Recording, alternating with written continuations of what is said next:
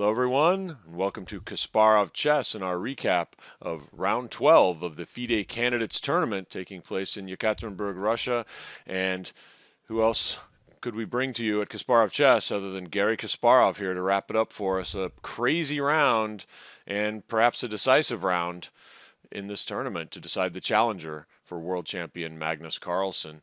And got some strong thoughts. I know it's a little late here, but that hasn't stopped us before. So let loose. Should we get the little ones out of the way, the inconsequential ones, recap the results, or should we jump right into the heavyweight stuff for the standings, Gary? Let's play from bottom to the top. Okay. No insult. No insult. Yes, this is the. Yeah, but I mean, first of all, it's a decisive round. That was really decisive round. 4 decisive games. Right. So at 100%, again, that's couldn't a better refutation of all the calls about the end of classical chess. Right. And it's not just the games decided by just blunders. There were mistakes, serious mistakes in the games. I mean, Caruana made a serious mistake. That's returning his queen on F2. Right. Just being, he was worse, but he could have probably, still saved the game by playing, I think, Queen C7. But at the end of the day, this that's those were all real serious games, and it's a lot of fight. And as we agreed, let's start, just playing. Okay. I call the bottom from the top. You said inconsequential games. What does worse make? Did I say consequential for the standings? Not inconsequential people. Okay, that's just fine. So. MVL Alekseenko. Yeah, it's the natural. MVL is a much stronger player, and now when he lost all his chances to qualify, he's relaxed. He's relaxed, and he can show what he's up to. And Alekseenko was no match. So as expected. So that's when he faces the players of that caliber, without them being too nervous. He's not much of a match. Maybe he will be eventually, but definitely not now. And it was a very one-sided game. So good for MVL. Unfortunately, too late. Right. Now Ding Grishuk, that was an interesting game. So it's very quiet, maneuvering game. That's where the Ding was very strong, and low Grishuk controlled the A file, but he had no real targets, and White had more space in the center and on the queen side. And I think Grishuk underestimated the idea of D takes E5 when he took this knight, very powerful knight. So typically you look for White to take with a double pawn, F takes E5. So this is because you have double pawns on F file. But D5 actually was a winning move because it vacated the square D4, and White knight went there. So and that's the black position. Was on the verge of collapse. Yeah, Grishuk could probably agonize for longer, but he just decided to lose instantly, and the game was over very, very quickly. So that's a good positional game by Ding. Again, it's too late, and it's not important. But it shows that if Ding plays well, he could be a big hurdle for any player. That's important to remember because in the last round he plays Nepomniachtchi with White. So we'll see what happens in that game. But now 2 big games. One of them is just as what was mentioned was Caruana Giri. Right. We mentioned the game yesterday, talking about the game to decide who stays in the race. Right. So there were 3 players left, and then there would be only 2. Now we know only 2, and it's Giri, so who joined Nepomniachtchi for the just to keep the intrigue alive. Caruana played White, but he couldn't surprise his opponent in the openings. He played A3, and he moved us to avoid these debates in the main lines of Sveshnikov. It turned into Scheveningen, and Caruana tried to make a long castle, but Giri actually played E5 just at one point in the opening, and it ended up with a roughly even position. But Caruana pressed too hard, and I think I don't know if he overestimated his chances or he was desperate because he wanted to complicate things. And Giri played very solid chess, and he pressed too hard, and Black was already better when Caruana made a decisive mistake, and Giri was relentless in winning the winning position. So he did a good job, and that's proved what we have been saying, for the last few days. Giri plays great tournament. It's actually today he is probably the most viable opponent for Magnus Carlsen today. But unfortunately for Giri, it's not one 7-round tournament. It's actually the second half of the tournament that started a year ago, and because his performance a year ago was mediocre, he's most likely going to miss his chance to challenge Magnus Carlsen. The game he lost to Nepomniachtchi, I think it's in the first round a year ago.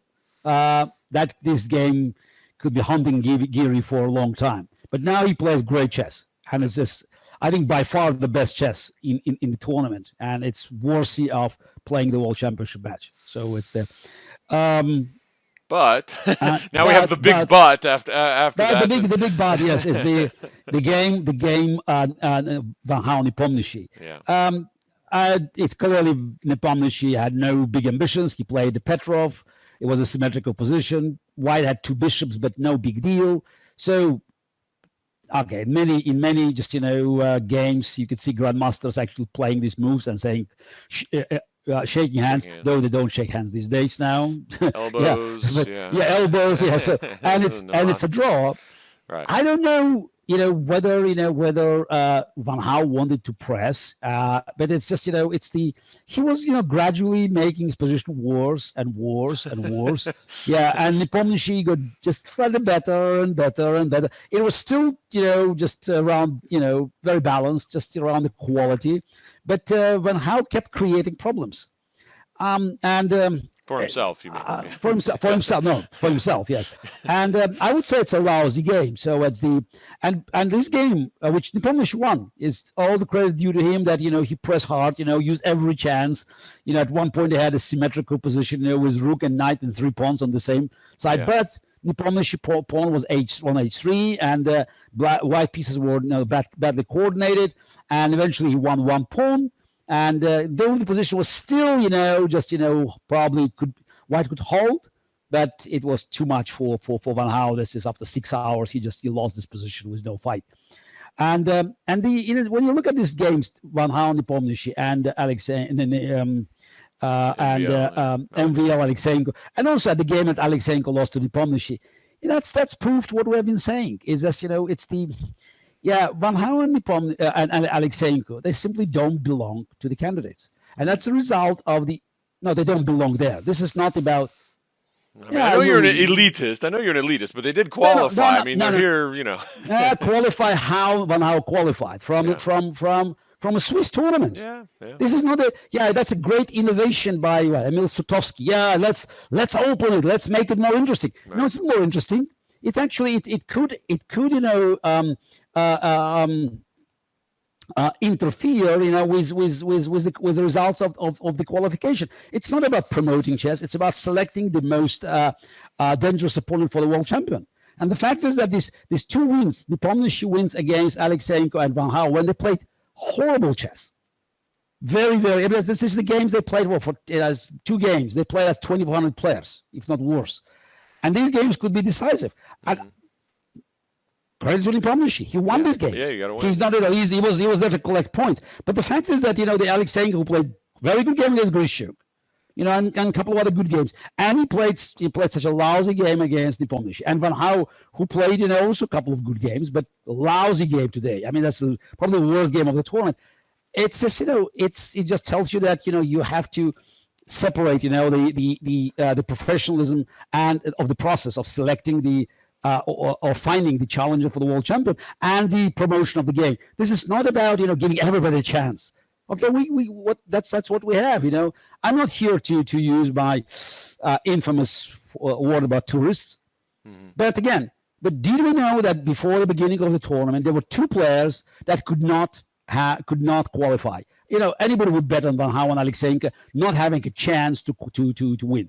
Well, out of 6 players, just 4 players like Nepomniachtchi, Giri, Caruana, MVL, Dingo, Grishuk, they could be challengers. Again, I understand wild cards, Swiss Open, but you need to keep this tournament intact. Yeah. You have to guarantee the integrity of the competition. This integrity, it's now is in question, and to make bad things worse, now we are just 2 rounds to go.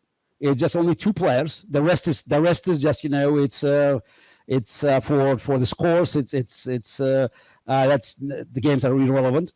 And there's a problem that is now there's a tiebreak system. Yeah. And Nepo has a better tiebreak because he beat Giri 1 year ago. Yeah. 1 year ago. And this is FIDE, couldn't make just 1 more day available for a tiebreak. For God's sake, they have a world championship match ending in a tiebreak. Magnus Carlsen already played 2 tiebreaks for the title. And they couldn't afford to spend 1 day for a tiebreak. Come on, guys, give me a break. It's absolute joke. Absolute joke. And I think that's going just to again. It's not any criticism of Nepo. He wins the tournament by the rules, and most likely that's probably 90% chance he's winning. And he goes to play Magnus Carlsen. He deserved it. But it's about integrity of the competition. I remember when I was talking about the tournament, candidate tournaments. I always thought that it had to end with number 1 playing number 2, even if they have uneven number of points. And the winner, if you win the tournament, you have a tiebreak advantage. Mm-hmm. So they play the 6 games match, right. and you have 3-3. You have a tie advantage. But it goes back to Fischer's complaints. This is the famous tournament in Curacao, or Fischer would say infamous tournament, when he just and FIDE in 1960s decided to move to the matches to avoid any criticism. Mm-hmm. I'm not saying this we had anything like Curacao, when clearly Soviet players didn't want to play each other, and there were many draws. By the way, draws. So we didn't talk about something worse. Yes. And it definitely was unfair because they just saved energy and sure. strengths in a long tournament. Right. For those who don't know, that was the famous incident that was later confirmed by some of the participants in it, that the Soviet players colluded to not exhaust themselves out. Not all of them. No, it's Petrosian, Geller, and Keres. So that's they agreed to make short draws. And again, it's in a 4 rounds tournament, with 7 games in each round. So that was a long event, and definitely saving energy in 8 games. That was very useful. But then FIDE moved to the matches, and now we have the tournament.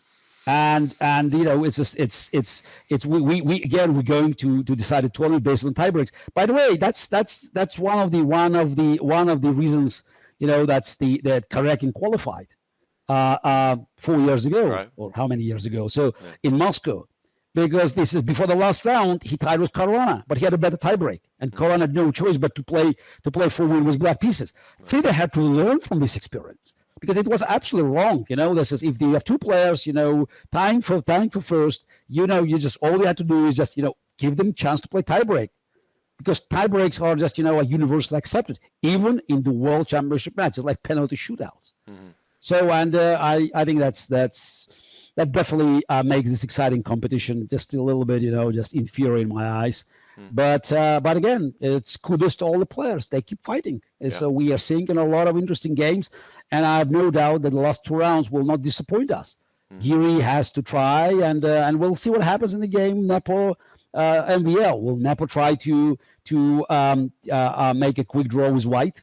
Because MVL now doesn't care. Right, he's just it's unlikely he has a chance to qualify. So it's really highly unlikely. So Nepo is too far away. So it's MVL, without this terrible pressure on him and on his shoulders, he could be very dangerous even with black pieces. Sure. Yeah, and then also Nepo faces Ding. So Giri is a half a point ahead, but right now, because of the FIDE rules, he's a full point behind.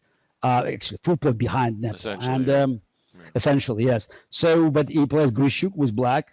So that's a tough game. Again, you never know what Grishuk does.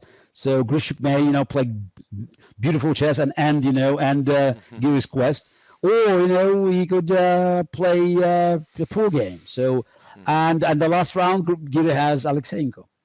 Again, it's a toss of a coin. If Alekseenko plays, the same as he did against Nepo, then definitely Giri has a good chance. If Nepo sleeps in his games against MVL and Dink. Right. So just to make sure that's clear to everyone, if you're familiar with the intricacies of tie breaks, because of the fact that the first tiebreak is head-to-head score, and Nepomniachtchi beat Giri a year ago in the first half of this tournament, he owns that tiebreaker, which means if they finish tied on that, the tiebreak goes to Nepomniachtchi, and he qualifies as the candidate to play Magnus Carlsen. So Giri has to not just tie him and then hope for anything. There's no hope. You has to surpass him. He has to overhaul him and finish with the higher score. So that is going to be a very tough challenge. 2 rounds to go after tomorrow's off day. We're going to be trying out a little live experiment, I think, here coming up soon. Are you ready? We're practicing our Twitch hands and all our streaming. We're gonna. We'll be making experiments. Exactly. We're going to impress our kids, basically. We're going to say, "Oh, I'm a Twitch. Of course, I'm a Twitch streamer." Yes.